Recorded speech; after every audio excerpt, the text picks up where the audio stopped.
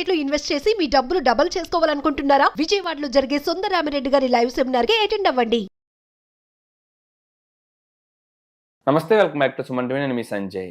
ఈరోజు మనతో పాటు ఉన్నారు కేంద్రీయ విద్యాలయాల్లో ఉపాధ్యాయులుగా 33 సంవత్సరాలకు పైగా సుదీర్ఘ సేవలు అందించిన ఎల్ కృష్ణకుమారి గారు మనతో పాటు ఉన్నారు. మ్యామ్తో మాట్లాడి కొన్ని విషయాలు తెలుసుకుందాం. నమస్తే అమ్మా. నమస్తే సంజయ్ గారు. అమ్మా, ఇక్కడ బయట చూసుకుంటే ఇప్పుడు వివాహితుల్లో క్రూరత్వం అనేది పెరిగిపోతుంది. అంటే ఏ విధంగా అంటే రీసెంట్గానే కొన్ని కేసెస్ వెలుగులో చూసాం. ఏ విధంగా అంటే భార్య వేధింపులు తట్టుకోలేక భర్తలు సూసైడ్లు చేసుకుంటున్నారు. అవునండి. అండ్ అంతేకాకుండా భర్తలపై భార్యలు హింసాత్మకంగా దాడులు చేస్తున్నారు. అవునండి. అసలు ఒకప్పుడు చూసుకుంటే భార్యలపై భర్తలు హింసాత్మకంగా దాడులు చేయడం అండ్ కట్నాల కోసం వేధింపులు చేయడం ఇలాంటివి చూసేవాళ్ళం. కానీ ఇప్పుడు భార్యలు చూసుకుంటే భర్తలపై ఎలామనీ కోసం విడాకులు తీసుకున్నాక కూడా ఆస్తుల కోసం ఇంకా ఇబ్బందులు పెడుతున్నారు. అవునండి. అసలు ఈ ధోరణి ఎందుకు ఇలా గురవుతుంది అంటారు? ఒకప్పటికి ఇప్పటికి ఎలాంటి మార్పులు వచ్చినాయి అంటారు? ఇలాంటి జరగడానికి గల కారణాలు వాస్తవంగా చూసుకుంటేనండి, ఒక 40-50 సంవత్సరాల క్రితం ఆడవాళ్ళు చాలా కష్టాలు పడ్డారు. భర్తల చేతుల్లో అనుకోండి, అత్తగారుల చేతిలోను అనుకోండి, వివాహ జీవితంలో ఆడవాళ్ళు చాలా కష్టాలు పడ్డారు. ఆ కష్టాలు కథలుగా కష్టాలు పడ్డవాళ్ళు పిల్లలకి చెప్తున్నారు. అలాంటి ఇబ్బందులు పడకుండా ఏం చేశారంటే ఆడపిల్లల్ని చదివిపించారు. గవర్నమెంట్ కూడా గర్ల్స్ని, అమ్మాయిల విద్యకి చాలా ప్రోత్సహిస్తుంది. దానికి ఏంటంటే మన ప్రముఖ కవి రవీంద్రనాథ్ ఠాగూర్ గారు ఒక మాట అన్నారు. ఏంటంటే కుటుంబంలో ఒక స్త్రీ కనుక విద్యావంతురాలు అయితే అది ఒక యూనివర్సిటీతో సమానం, ఒక విద్యా సంస్థతో సమానం. ఎందుకంటే చదువుకున్న స్త్రీ తన కుటుంబంలో సభ్యులందరినీ ఉన్నతంగా ఆలోచించే విధంగా ఆవిడ తయారు చేస్తుందని. అలా ఆ ఊహించిన పరిస్థితిని ఈరోజు అమ్మాయిలు కొంచెం పెడసరంగా మార్చేశారు. దానికి రీజన్ ఏంటంటే ఆర్థిక స్వేచ్ఛ అండి. తల్లిదండ్రులు, గవర్నమెంట్ అమ్మాయిలు చదువుకుని మగవాళ్ళతో సమానంగా రావాలని వాళ్ళకి అవకాశాలు కల్పిస్తుంటే చేతి నిండా డబ్బు, చదువుతున్నారు అమ్మాయిలు, నో డౌట్, కష్టపడి చదువుకుంటున్నారు. చేతిలో జాబ్ వచ్చిన తర్వాత వాళ్ళకి అమ్మా నాన్న మాట, మన సంస్కృతి, సమాజం ఏమనుకుంటుంది, ఇలాంటి విషయాల మీద వాళ్ళు ఫోకస్ చేయట్లా.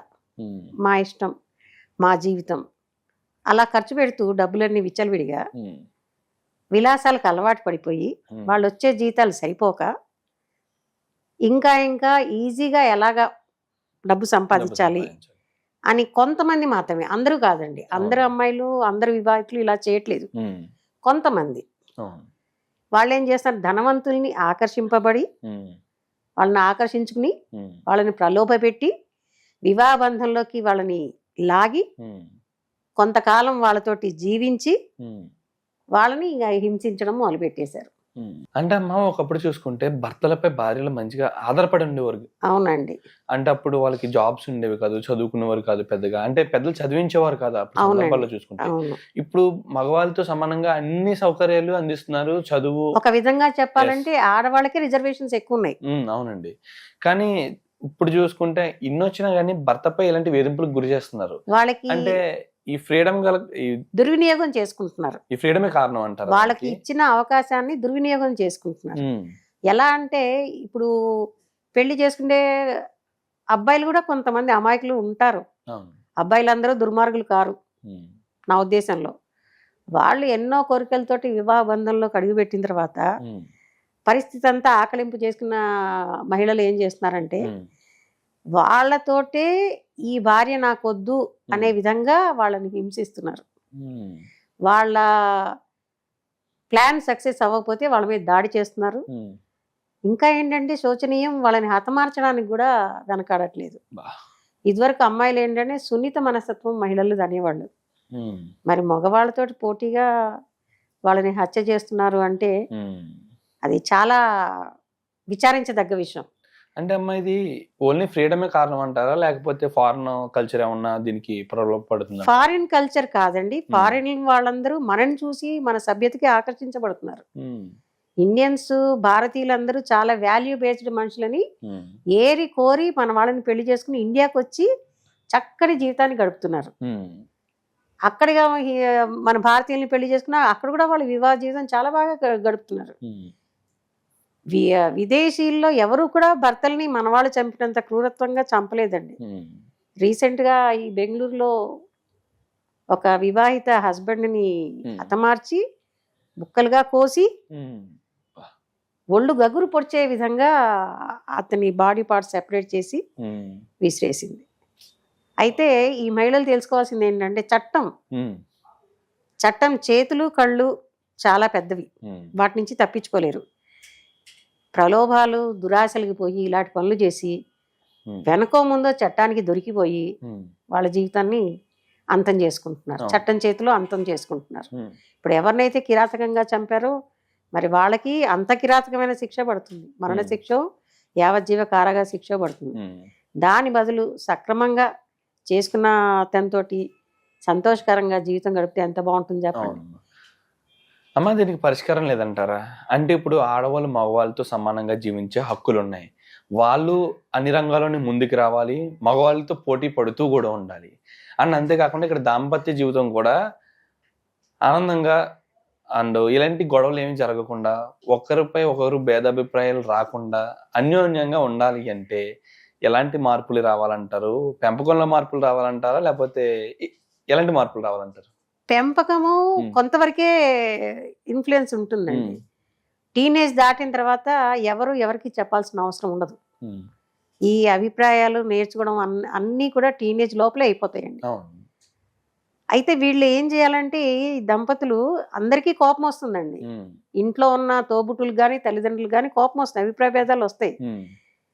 ఆ బంధంలో కొన్నైనా మధుర స్మృతులు ఉంటే ఈ ఆవేశాలు వచ్చినప్పుడు ఎవరంతటా వాళ్ళు వేరే సెపరేట్ రూముల్లో కూర్చుని ఒక్క 10 నిమిషాలు కళ్ళు మూసుకుని కూర్చుని అవతల వారిలో ఉన్న నచ్చిన గుణాలని రికలెక్ట్ చేసుకుంటే కనుక కొంత మటుకు ఇలాంటి క్షణికమైన ఆవేశం పనులు జరగవు.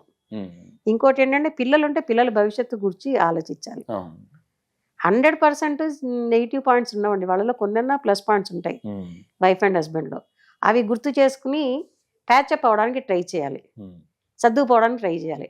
ఒకవేళ కుదరలేదనుకోండి, కుదరని పరిస్థితులు కూడా ఉండొచ్చు, అలాంటప్పుడు ఎవరంతటా వాళ్ళు విడిగా బతకాలి.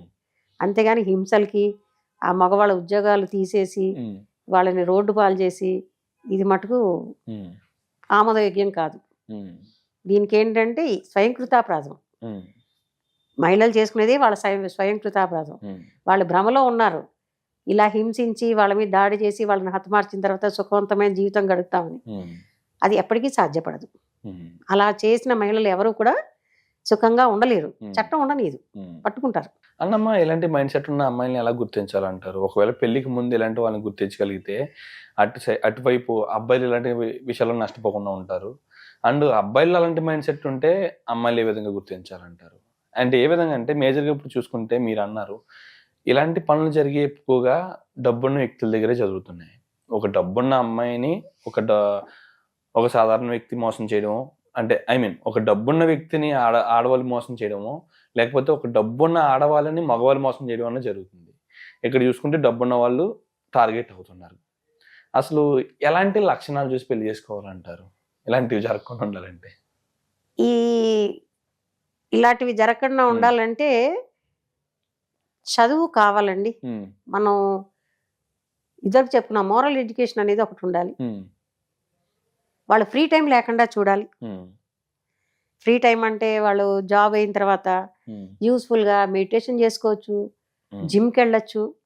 శారీరక వ్యాయామాలు కనుక చేసుకుంటే మనసు ఇలాంటి వాటిపై వెళ్ళదు. వీటికి ప్రధాన కారణం ఏంటంటే ఫ్రీ టైం ఎక్కువ అవడంతో, ఒంటరితనంతో. దాంతో ఏంటంటే వీళ్ళు ఏం చేయాలో తెలియకుండా ఇలా వికృతమైన పనులు చేసి ఇబ్బంది పడుతున్నారు. ఇంకోటి ఏంటంటే దీనికి డబ్బు ఒకటే ప్రధానం కాదండి, అక్రమ సంబంధాలు కూడా. మగవాళ్ళ మీద ఆడవాళ్ళు కానీ ఆడవాళ్ళ మీద మగవాళ్ళు కానీ దాడి చేయడానికి అక్రమ సంబంధాలు, వివాహేతర బంధాలు అంటాం మనం. దానివల్ల కూడా ఇలాంటి పరిస్థితి తలెత్తుతుంది. దీనికి ఒకటే నివారణోపాయం ఏంటంటే వాళ్ళకున్న తీరిక సమయాన్ని సద్వినియోగం చేసుకోవాలి. చెప్పాను కదండి, వాళ్ళకి చాలా రకాలు ఉన్నాయి. ఫైన్ ఆర్ట్స్ నేర్చుకోవచ్చు, యోగాకి వెళ్ళొచ్చు, మెడిటేషన్ చేసుకోవచ్చు, దైవ కార్యాలు చేయొచ్చు. ఎన్జిఓలో జాయిన్ అవ్వచ్చు. ఇలా వాళ్ళు కనుక వాళ్ళ టైంని కేటాయించుకున్నారనుకోండి, టైంని గడిపేశారనుకోండి, అప్పుడు ఈ హింసకే తావుండదు. అమ్మాయిలు ఉన్నారనుకోండి, మహిళలు ఉన్నారనుకోండి, వాళ్ళ చేతి పనులు చేసుకోవచ్చు. వాళ్ళ హాబీస్ డెవలప్ చేసుకోవచ్చు. కుట్లు అలికలు చేసుకోవచ్చు, మిషన్ కుట్టుకోవచ్చు, బీద వాళ్ళకి చదువు చెప్పచ్చు. అయితే ఒక్కసారి వాళ్ళకి తెలియాలండి, ఏదన్నా మంచి పని చేస్తే వచ్చే మానసికానందం కనుక తెలుసుకుంటే అసలు మనుషులో హింస అనేదే ఉండదు. అదండి నా అభిప్రాయం. అది ఇంకోటి ఏంటంటే, ఇలా హింసించి సుఖపడ్డం మటుకు కష్టం అండి, అసాధ్యం. అది సుఖం అన్నది మనం ఇస్తే మనకు వస్తుంది, అవతల వాళ్ళని హింసిస్తే మనకి ఎలా వస్తుందండి? రాదు. అబ్సల్యూట్లీ అమ్మా. నిజంగా జీవితంలో ప్రతి ఒక్కరు ప్రేమాభిమానాలు పొంది హ్యాపీగా లైఫ్ ని లీడ్ చేయాలి, కానీ ఓన్లీ డబ్బుతోనే ఇలాంటి ఆనందాలన్నీ పొందుతామంటే అది కరెక్ట్ సాధ్యం కాని పని, అసాధ్యం అండి. అది అసాధ్యమైన పని, తప్పించుకోలేరండి, తప్పించుకోలేరు. తప్పించుకోలేదు. తప్పకుండా. థ్యాంక్ యూ అమ్మా, థ్యాంక్ యూ వెరీ మచ్.